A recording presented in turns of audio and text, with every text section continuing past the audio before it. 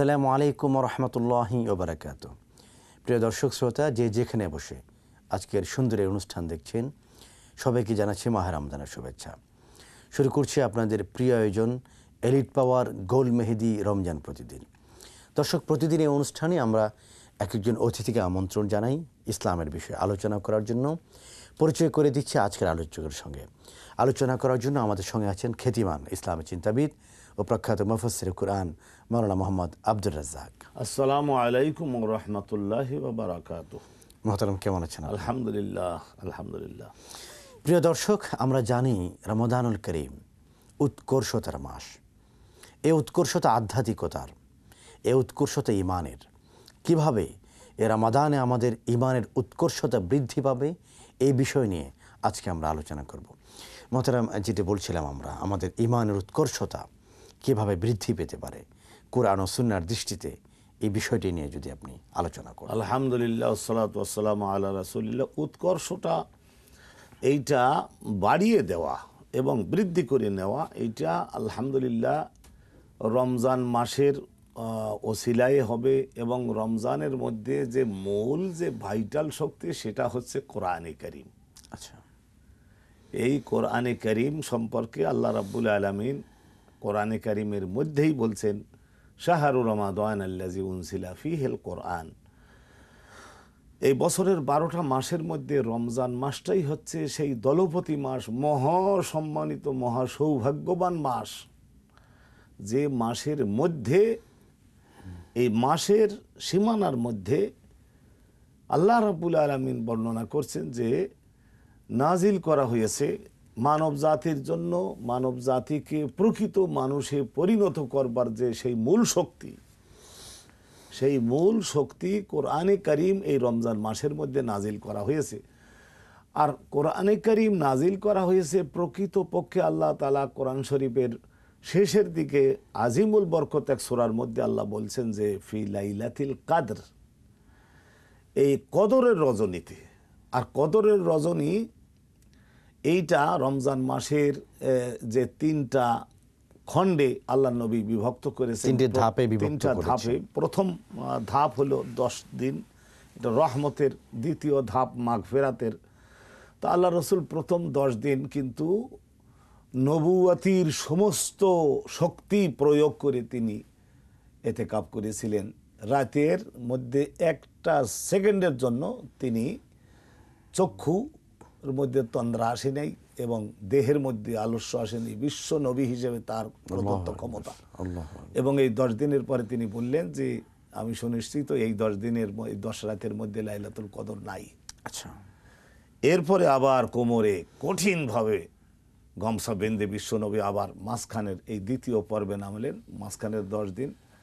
তো সেখানেও আল্লাহ রসুল বললেন যে লাইলাতুল কদর এই মাঝখানের 10 রাতের মধ্যেও নাই। কিন্তু একেবারে শেষে গেলে এই 18, 19, 20 এই রকমের রাতে বিশ্বনবীকে জানানো হলো যে সেই মহা বরেন্দ্রক্ষণ আসছে, আপনারও আপনার অনুসারীদের জীবনের নিকটবর্তী হতে যাচ্ছে। সেই মুহূর্তটা আল্লাহ রসুলকে কাবে দেখানো হলো যে সেই রাতে বৃষ্টি হবে। এবং বৃষ্টি মদিনার মসজিদে এই খেজুর বাল্যের ছাউনি দিয়ে তো করা হতো, এর ফাঁকদে ফাঁকদে কিছু কাদা পড়িয়ে নিচের বালু মাটি কিছু ভিজে ভিজে যাবে। নামাজের সময় আল্লাহ নবী সাহাবাগণ ওই কাদার মধ্যে হাত রাখছেন, হাঁটু রাখছেন, মুখ রাখছেন, নাকে কপালে কাদায় চটপট হয়ে যাচ্ছে। তো এটা জানিয়ে দেওয়া হলো যে এটা খুব কাছাকাছি, এখন আপনি সামনে সেই বরকতি মুহূর্তটা ধরবার জন্য প্রস্তুত। শেষে আল্লাহ রাব্বুল আলামিন তো বিশ্ব নবীকে ওটা ধরালেন। শেষের এই 10টা, শেষের ওই যে 10টা রাতের মধ্যে আল্লাহ রাসূল জানিয়েছেন আল্লাহ যেহেতু বেজোড়, সেই জন্য ওই বেজোড় এইটাকে প্রতিষ্ঠার জন্য ওই বেজোড় 5 রাতের মধ্যে কোনো এক রাতের মধ্যে তুমি পাবা। এই একটা যে বিষয়, এখন তো বিষয়টি অনেকটা সহজ হয়ে গিয়েছে, যেহেতু আল্লাহ রাসূল সাল্লাল্লাহু আলাইহি ওয়াসাল্লাম শেষ দশককে নির্ধারণ করে দিয়েছেন। খুব সুন্দর একটা বিষয় নিয়ে আপনার সঙ্গে কথা বলছি। এই বিষয়ে আরও কিছু জানতে চাইবো আমরা ছোট্ট একটি বিরতির পরে। প্রিয় দর্শক, আপনারা দেখছেন এলিট পাওয়ার গোল মেহেদি রমজান প্রতিদিন অনুষ্ঠানের এই পর্যায়ে নিচ্ছে ছোট্ট একটি বিরতি। একটু পরে ফিরছি, আমাদের সঙ্গে থাকুন।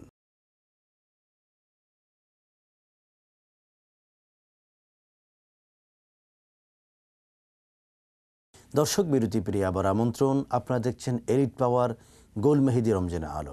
মোহতারাম, আপনি যেটি বলছিলেন রসুল করিম সাল্লাল্লাহু আলাইহি ওয়াসাল্লাম শেষ দশকে ইবাদতের মাধ্যমে সবে কদরকে উদযাপন করেছেন এবং আমাদের জন্য দিনটিকে অনেকটাই নির্ধারণ করে দিয়ে গিয়েছেন। যেহেতু মানব জাতির দুর্বলতা, সেই জন্য বিশ্ব নবী হিসেবে তিনি সাত সাগর জাল ফেলে সেখানে কঠোর পরিশ্রম অতিমুক্ত যা আছে সব আমাদের এই বাড়ির সঙ্গের পুষ্করিণীর মধ্যে, পুকুরের মধ্যে সবকিছু দিয়ে গেছে। আল্লাহু আকবার। এখন এইটা আমরা শুধু জাল দিয়ে ধরবো এবং উপভোগ করব।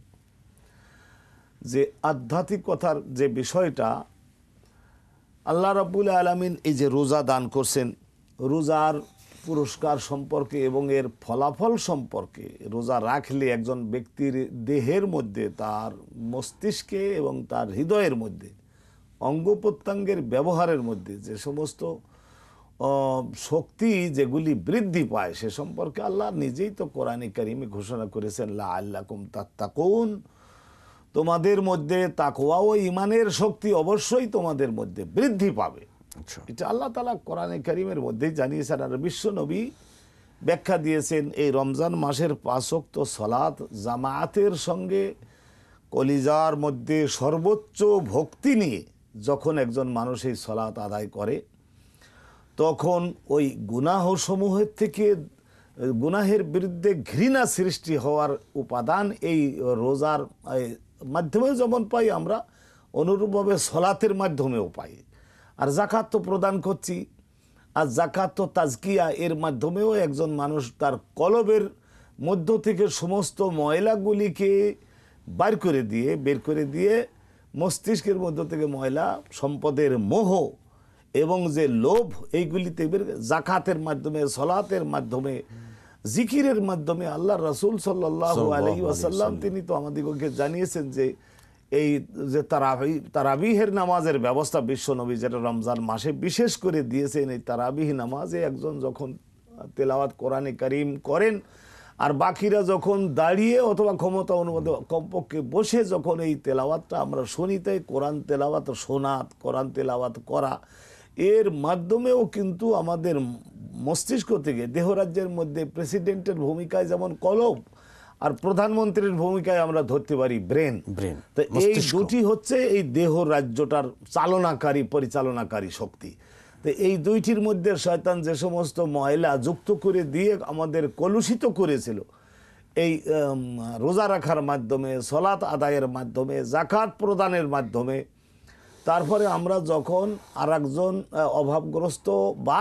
অভাবগ্রস্ত না কিন্তু আত্মীয়র একজন সাধক, আল্লাহর অতি পছন্দের বান্দা, তাকে একটু সম্মান প্রদর্শনের জন্য যখন আমরা তাকে ইফতার খাওয়াই বা প্রথম রাতের খানা খাওয়াই বা শেষ রাতে আমরা সাহারি খাওয়ার জন্য তাকে যখন আমরা আয়োজন করে দেই, জিকির আজকার আমরা যখন করি, তো এই সমস্ত আমলগুলির, আর যখন আমরা ফিতরা প্রদান করি এই রমজানে, এমন কতগুলি ইবাদতকে বিশ্বনবী আল্লাহ প্রদত্ত ক্ষমতা বলে সেটেল করে দিয়েছেন যে এইগুলি যখন একজন মানুষ করে, তো সঙ্গে সঙ্গে দেখা যায় যে রমজানের আগে অসতর্কতা বশত চলবার কারণে তার নিজের কলবে এবং মস্তিষ্কে যে সমস্ত ময়লা শয়তানে যুক্ত করে দিয়েছিল, আর শয়তান জাসিমুন আলা কালবে বানি আদমের মুক্ত হয়ে একেবারে নতুন করে রিফ্রেশের সঙ্গে ইবাদতের জন্য তিনি তৈরি হয়ে যান এবং জীবনের নতুন একটি অধ্যায় শুরু হয়। সুবহানাল্লাহ। আপনাকে অনেক শুকরিয়া সুন্দর আলোচনা করার জন্য।